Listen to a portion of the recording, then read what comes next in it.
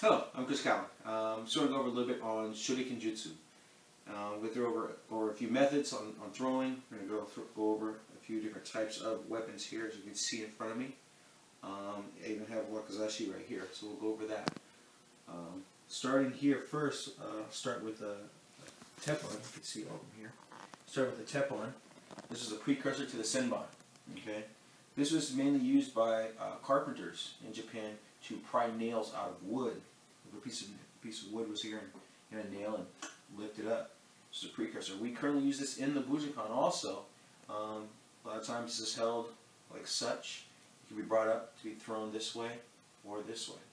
Such, okay. Very useful for grabbing and holding, you know, very blunt object. Okay. Now after that, slowly came about with senban, flat plate shuriken with points protruding out.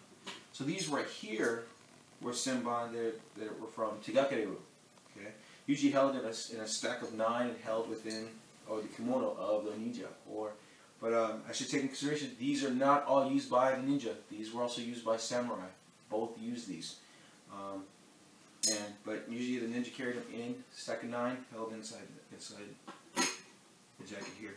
There's another set right here of senban, a little bit bigger, thicker, and these right here, the crescent moon type senban here, were usually about this size, a lot larger than what you see here. These are more commercial grade ones here, but these are larger with blades protruding out.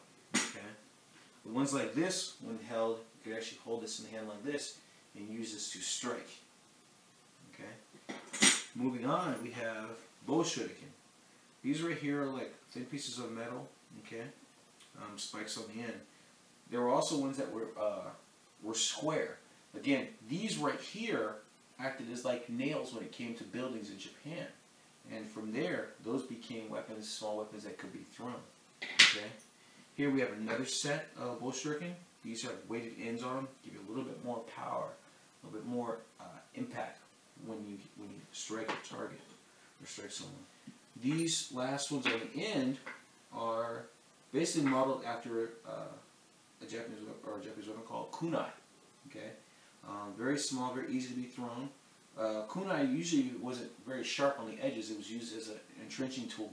Okay, but these were modeled after, and these can all be thrown easily. Okay, and I will demonstrate all of these also and various ways you can use them. Okay, lastly would be the wakizashi itself. Wakizashi was used as a sense of weapon that is thrown. Miyamoto Musashi used his wakizashi when fighting a duel where that particular person had a kusarigama. When Musashi's weapon got entangled, his longsword or daito got entangled, he then switched to his wakizashi while that was entangled and threw the wakizashi, and it impaled another samurai in the chest. Went right through his heart, killing him. Okay? So we'll go over how all of these can be thrown in basic form. Okay? Thank you. Have a good night.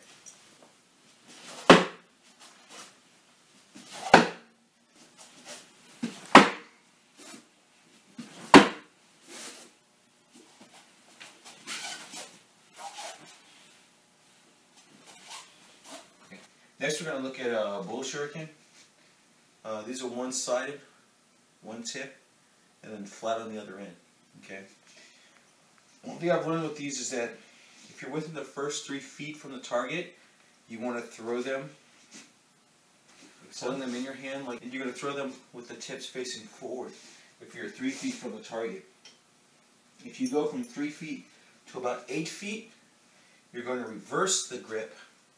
You're going to hold it in this manner so that the butt end is going to be towards the target. Okay.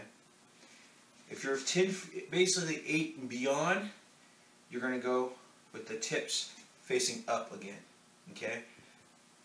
This is not always true in a sense because it depends on how that person was taught. There is a method where you can throw the bow shuriken in a way like this, where it actually leaves your hand vertical, and then as it travels, it strikes the target like this. Okay.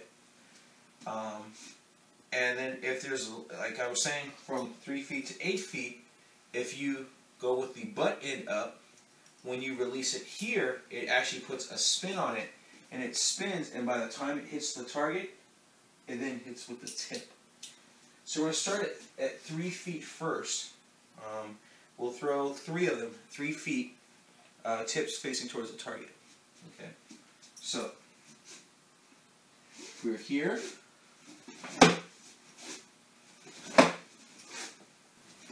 Okay, bow shuriken, a little bit further away here. Okay, so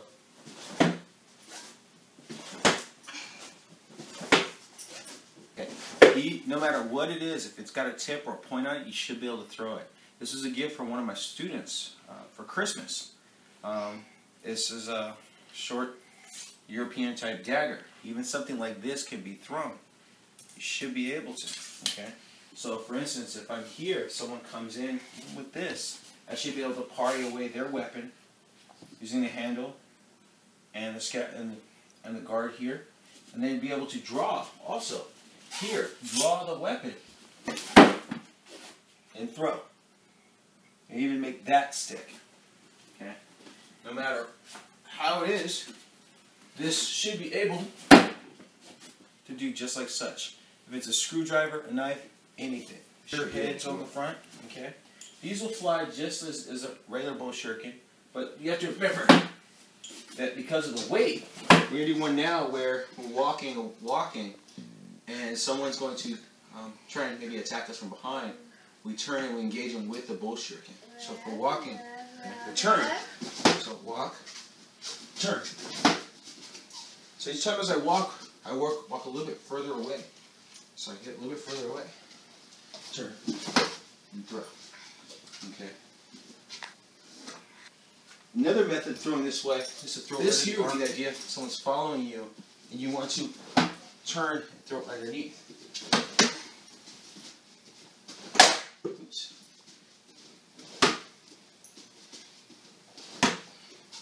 And so just first bow shuriken with the big weighted heads up here. Okay. Again, like I said, you should be able to throw anything. This is one of my father's saws that he uses during his woodworking. You should be able to throw this just as easy. The bow shuriken here, same thing.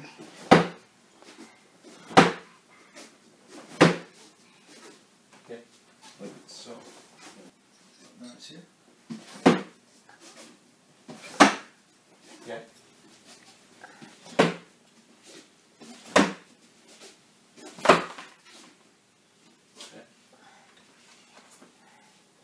Now, if I step back to this line right here, I should be able to throw them. The blade tips is in the way.